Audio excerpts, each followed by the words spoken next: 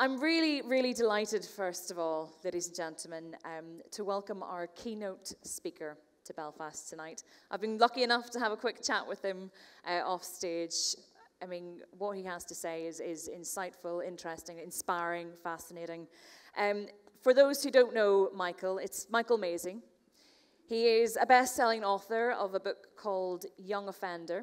He is founder of the Change is Possible Project, or CIP Project, a peer-led community support group that helps young people with mental health, with addiction, PTSD, and childhood trauma. And something our speaker knows an awful lot about himself, which he will share with you. Michael, I'm delighted to welcome you along to Belfast tonight. You've come with your mum as well, which we love. Welcome along, Mummy. You're always mummy in Belfast. I'm delighted to welcome you up on the stage. Michael, the stage is yours.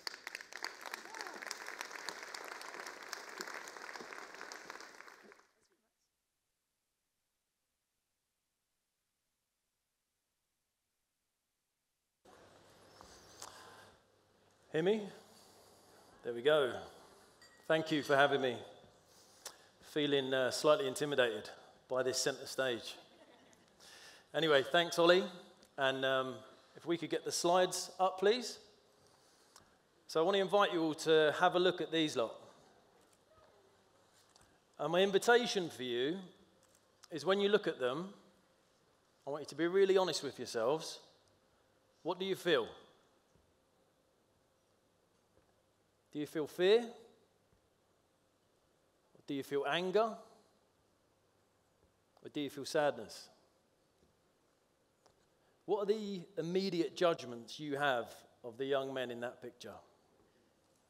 Do you judge them to be criminals, thugs,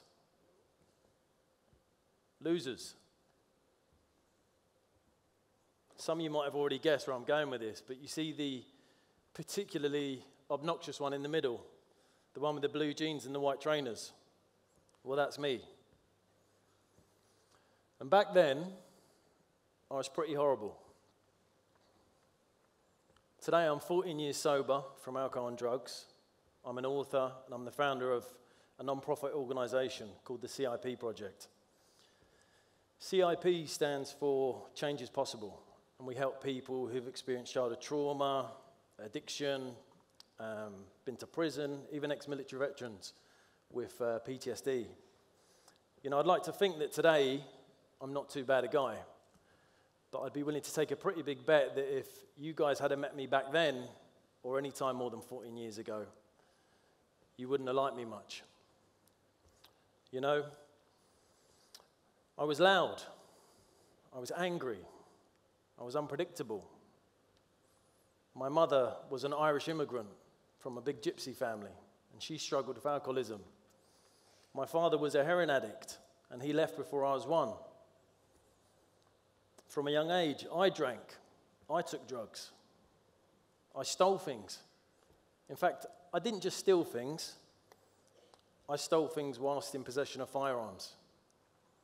So if you'd lived near me back then, you would have been pretty relieved to hear that at the age of 16, I was convicted and I was sent to prison, where I was locked up for 23 hours a day. It seems pretty clear-cut, doesn't it? You've got a troubled kid from a broken home who's a menace to society. Yeah, the best thing we can do for him is to lock him up, teach him a lesson. I want to give you a little bit of context to my story. So when I was born, I wasn't born an evil person. I'm pretty sure of that. In fact, let me show you a picture of me when I was 5. There we go, not a bad kid, eh? Well, shortly after this photo was taken, my uncle came to live with us. And my uncle grew up in a children's home not too far from here, on the Ravenhill Road. And my uncle grew up in this children's home from a young age, and he experienced physical and sexual abuse every day of his life. So when he came to live with us in England, he did the same to me. For about 6 months, which when you're 5 years old felt like a really long time. And it had a significant change on how I viewed the world. The next photo I want to show you was taken shortly after my uncle had left.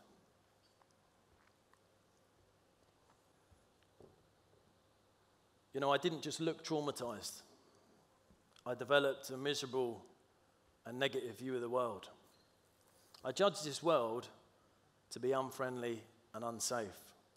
I thought to myself, if this is what the people you live with do to you, then what's the world outside going to be like? And a coping strategy I had was to behave terribly. Because if I behaved terribly, most adults didn't want to be around me. And if adults didn't want to be around me, that equaled safety to me. So I knew I could keep myself safe by keeping adults at arm's length, by behaving in a bad way. And I surrounded myself with other young people who behaved in a similar way to myself. People just like this.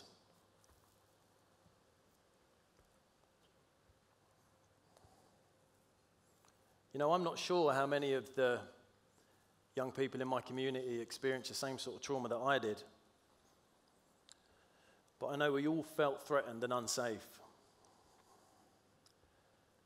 You know, over the years we developed a shield. And we grew into that shield. It helped us protect us from the outside world. We also wore a mask. And the mask was really useful. It helped hide our true emotions from the outside world. We fought fear with bravado, and we did a lot of bad things that I'm not proud of today. But when I look back, what I see is a group of young men trying to survive in what we saw was a hostile world.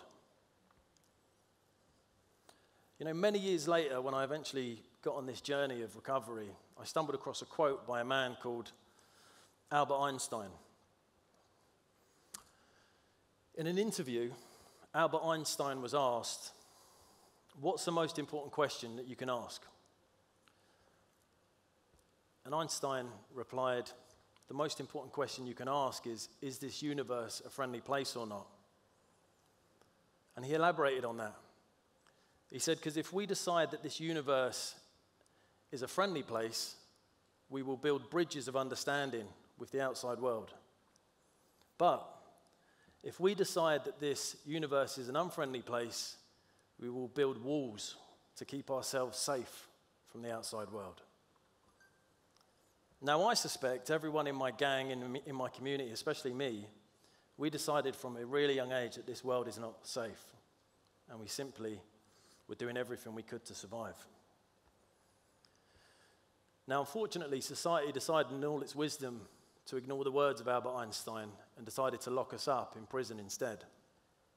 In fact, most of the young people from my community went to prison, where we were locked up in cells just like this one for 23 hours a day.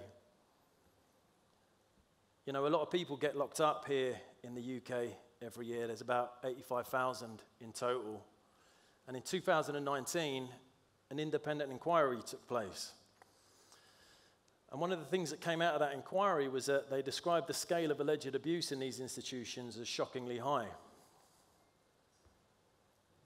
You know, we have politicians who win votes by saying things like, "I'm going to get tough on crime. I'm going to get tough on the causes of crime," which ultimately ends up meaning, somewhere down the line, you're going to get tough with people like us.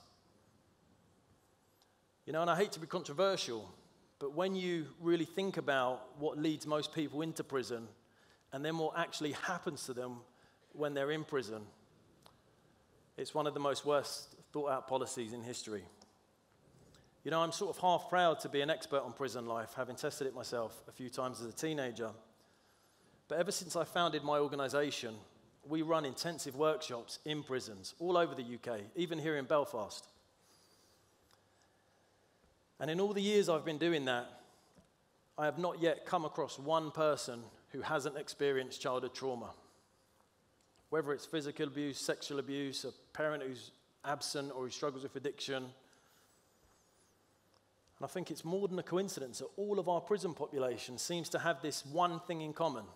that if you've grown up in an underprivileged home or experienced childhood trauma, the likelihood is that you're going to end up in prison at some point in your life. And this is where there's a problem, because one of the byproducts of childhood trauma is anger. And when you lock angry people up together, you can give them decent meals, gyms, qualifications, but none of that gets to the root of their problems. Nor does locking them up for 23 hours every day. Or in the age of coronavirus, it was actually longer. We locked them up for 23 and a half hours a day. Some of the prisons here in the UK are still locking inmates up to this day for 23 and a half hours every single day. Now look, you have to punish crime. I'm not suggesting we don't. I think bad behavior has to have a consequence. But we also have to help people rehabilitate, help them to understand why they act this way. Because if we don't, we're simply treating a structural flaw with a lick of paint. You see, I believe that a traumatized, angry person will always revert to violence unless the source of that trauma is healed. You know, I can vouch for this myself. I experienced pretty much every form of torture before I went to prison and when I was out of prison.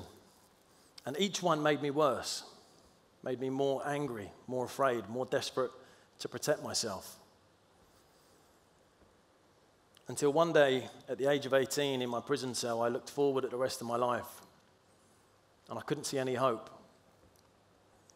And that's when I decided I would take my own life. You know, the first thing I remember was hanging from the bars in my cell with my bedsheet wrapped around my neck. And the next thing I remember was being resuscitated by 2 prison officers who were incredibly sympathetic at the time. They carried me by my wrists and my ankles and tossed me into a padded cell once they realized I was breathing again. And this is where the strangest thing started happening. As I laid on the floor in the fetal position of this padded cell, I found myself asking for help from someone, somewhere, a higher power perhaps. I said, please help me.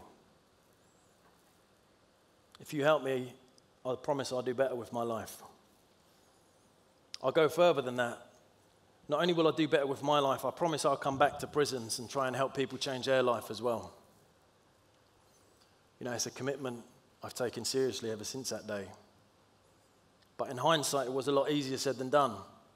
You know, I left prison with no qualification, no CV. I had no preparation on how to handle the difficult questions that were thrown at me in the job interviews.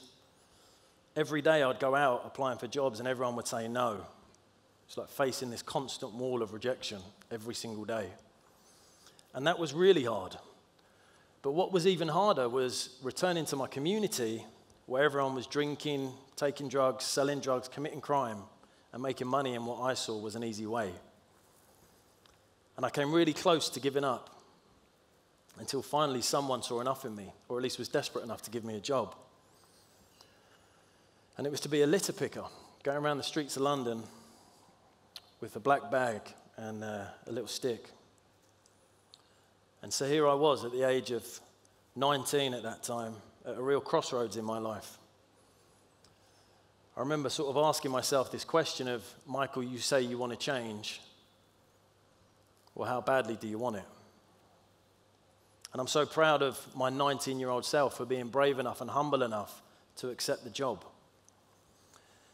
Because I can honestly say that whilst doing that job, that's where I started to witness acts of kindness on a regular basis for the first time in my life.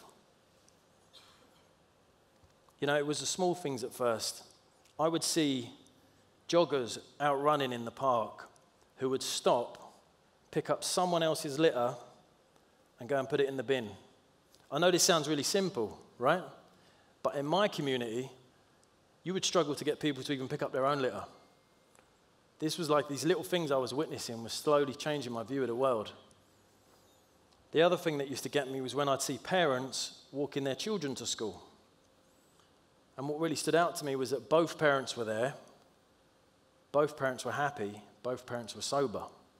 Again, it sounds really normal, right? But in my community, often the fathers weren't around.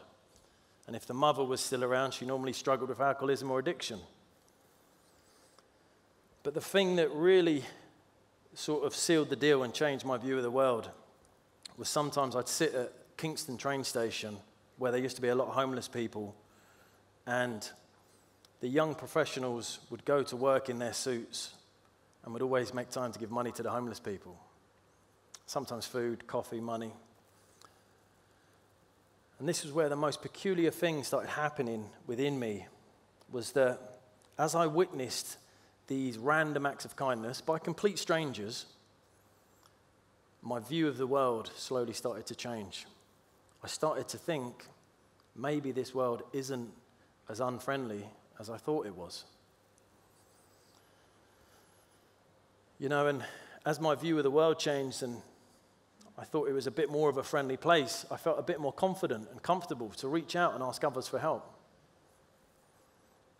You know, so just as Einstein had predicted that if we view this world to be a friendly place, we will build bridges of understanding with the outside world, this was literally happening to me at the age of 19. I didn't even know it.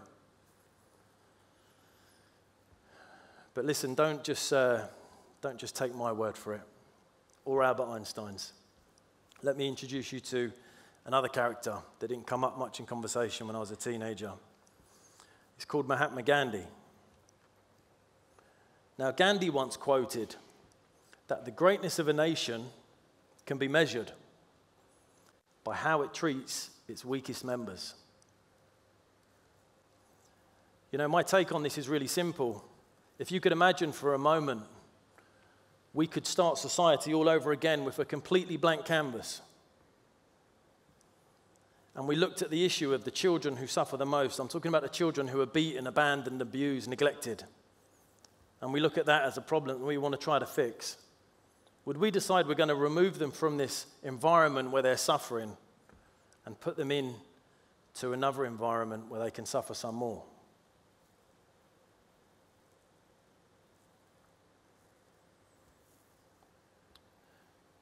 I want to say a bit more about the prison statistics as well, because only 0.09% of the UK's population are in prison. Yet, once released from prison, there's a 75% chance that you'll reoffend within a decade. And it's no surprise when you understand now how traumatized and broken these people are. But let's look at this from a business perspective. Imagine you owned a business that failed 75% of the time. Your business would probably go broke within a month. All this highlights for me is that our approach to this problem doesn't work. It's morally, pragmatically, and commercially flawed. And I suspect in years to come, in our children's time, we may look back at this time in our history. We may reflect on how we treated the most traumatized and underprivileged members of our society, and we might be pretty ashamed of ourselves. You know, sometimes to fix an issue as complex as this one, you have to step away from the politics, away from the headlines, away from the status quo. You need to look at things a bit differently. So I want to invite you all to use my life story as an example. What was a catalyst to create a better world for me? It wasn't about me being tougher. It wasn't about the system being tougher on me. It was actually kindness. As I viewed the world to be a more friendly place, demonstrated by acts of kindness by random members of the public, I started to change. And I know this sounds really soft, coming from someone like me with a backstory like my own. But I want you all to hear that I spent a large portion of my life trying to be tough. I need to realize how pointless and dangerous it is. You know, for the past 14 years, I've volunteered my time in schools, colleges, and prisons all over the UK, and kindness has taken on a real new meaning for me. And I'd like to impart some of that with you before I leave here today. You know, kindness for me is about recognizing another person's trauma. So, for instance, if you were to meet someone like I once was, who's loud, angry, arrogant, unpredictable, take a moment to look behind this display of aggression, and what you'll likely see is a childhood that's filled with trauma. Simply recognizing that in another human being is an act of kindness. You don't even need to fix it, just recognize it. Kindness is about being charitable, giving up your time and your money, not for fame, not for likes on social media, just to make this world a better place. Could you imagine a world with more kindness? I believe we'd see a slow and gradual decline in some of the things we suffer with most as human beings. You think in a kinder world we'd see less violence, less bullying, less war. We'd see less greed, less hunger, less starvation. We'd even see less deforestation. We might choose to leave some of the natural habitat to the wildlife. So my invitation for you all when you leave here today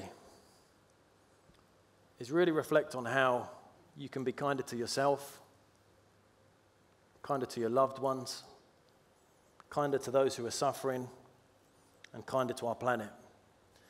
Because I believe that kindness is the most effective way that we can create a better world. Thank you.